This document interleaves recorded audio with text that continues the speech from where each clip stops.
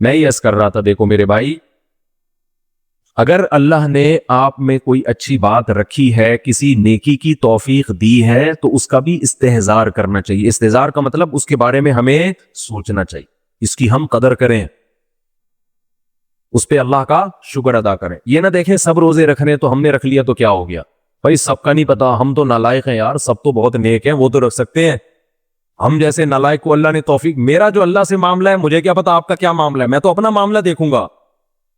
تو ہمارے نبی اپنے آپ کو موٹیویٹ کیسے کرتے تھے؟ رہب وما، پیاس چلی گئی، وابتلت العروق، رگیں تر ہو گئیں، وثبت الاجر انشاء اللہ، اور اللہ نے چاہا تو اجر ہمارے اعمال میں لکھ دیا گیا، اجر لکھ دیا گیا ہے۔ تو اس سے انسان کو اگلے دن دوبارہ روزہ رکھنے کا حوصلہ ملتا ہے۔ اور گناہ میں الٹا،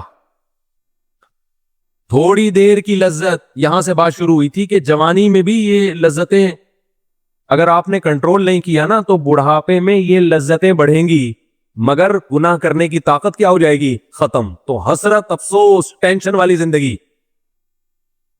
تو اس لیے جوانی میں اپنے آپ کو نیکی کا عادی بنا لو، اس سے بڑھاپا بڑا خاندانی گزرے گا، اللہ اللہ کی بڑھاپے میں توفیق ملے گی۔ جوانی میں تسبیح کی عادت ڈال لو، سمجھتے ہو؟ نہیں آ رہی سمجھ میں؟ جوانی میں کیا عادت ڈال لو؟ تسبیح کی۔ نبی صلی اللہ علیہ وسلم نے فرمایا، صحیح بخاری کی آخری حدیث، کلیمتان خفیفتان علی اللسان ثقیلتان فی المیزان حبیبتان الی الرحمن سبحان اللہ وبحمدہ سبحان اللہ العظیم۔ دو کلمات زبان پہ بہت ہلکے، ترازو میں بہت بھاری، اور رحمان کو بہت محبوب۔ ایک سبحان اللہ وبحمدہ، دوسرا سبحان اللہ العظیم۔ یہ آپ نے اگر جوانی میں اپنے آپ کو ذکر کا عادی بنا دیا، بڑھاپا بڑا اچھا گزرے گا۔ ہماری مسجد میں ایک بزرگ ہیں، پابندی سے تراویح پڑھتے ہیں۔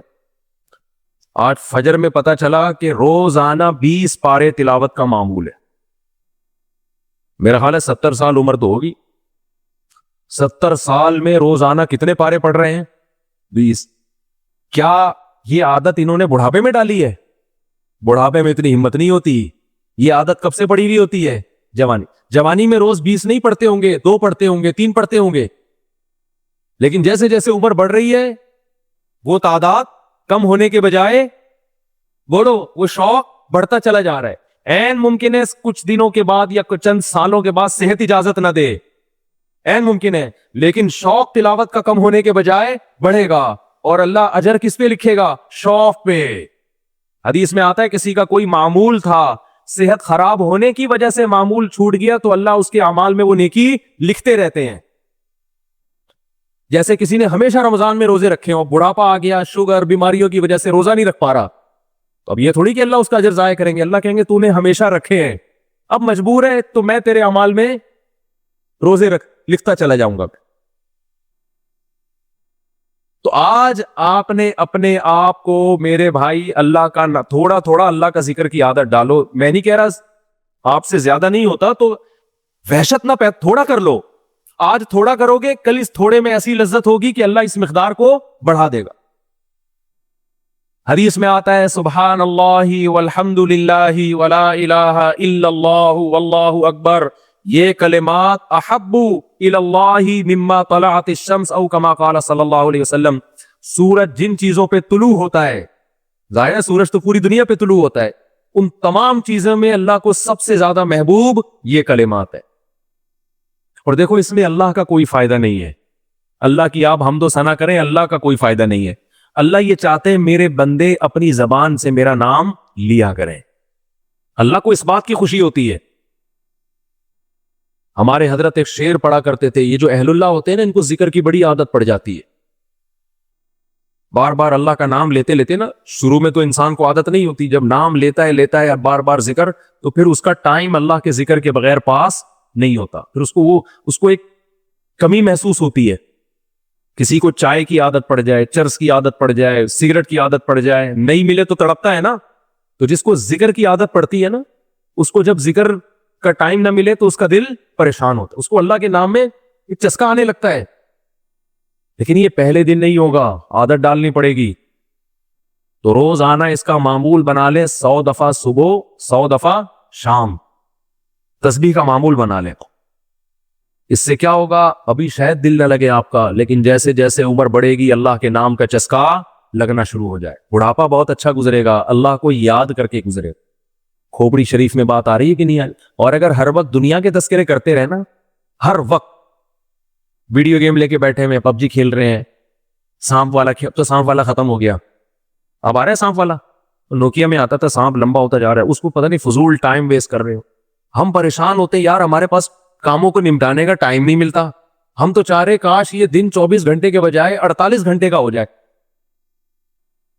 اور لوگ کیا کر رہے ہیں کہ وہ باقاعدہ ارادہ کر کے ضائع کر رہے ہیں ٹائم.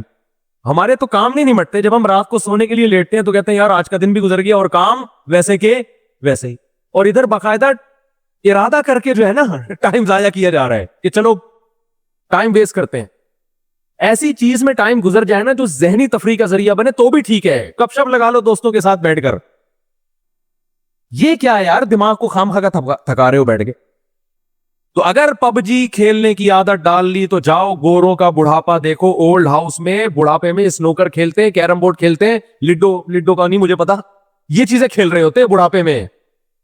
اور ہمارا بوڑھا بڑھاپے میں ایک ایک دن میں 20 پارے ختم کر رہا ہے.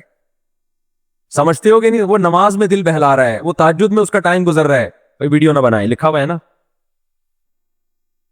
تو یہ کیسی عجیب بات ہے. آپ جائیں وہاں, ایک صاحب نے مجھے کہا کہ میں نے یورپ میں بڈھی عورتوں کو دیکھا, بڈھی عورتیں 5-6 بڈھی عورتیں بیٹھی ہوئی اور جوا کھیل رہی ہیں, تاش کھیل رہی ہیں. کہہ رہے مجھے یاد آیا یار ایک ہماری بوڑھی ہیں, ہماری بوڑھی عورتیں مصلے پہ بیٹھی ہوتی ہیں, اللہ اللہ کر رہی ہوتی ہیں, آخری وقت اللہ کا نام لے کے گزار رہی ہوتی ہیں. اور ایک ہی بڑھیاں ہیں اور کیا کھیل رہی ہیں, تاش کے پتے. اچھا لگتے ہیں بڑھاپے میں یہ. ہمارے بوڑھے کو دیکھو, آدمی کا دل چاہتا ہے اس سے دعا کروائے کہ بابا جی میرے بھی سر پہ ہاتھ رکھ لو.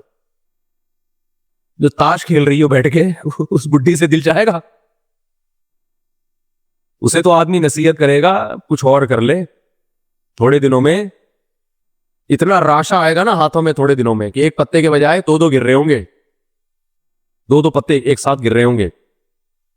تو اس لیے کارآمد بنا لو, کچھ تھوڑا بہت اللہ کا نام لے لیا کرو. تمام دوائیں بچوں کی بہت سے دور رکھو.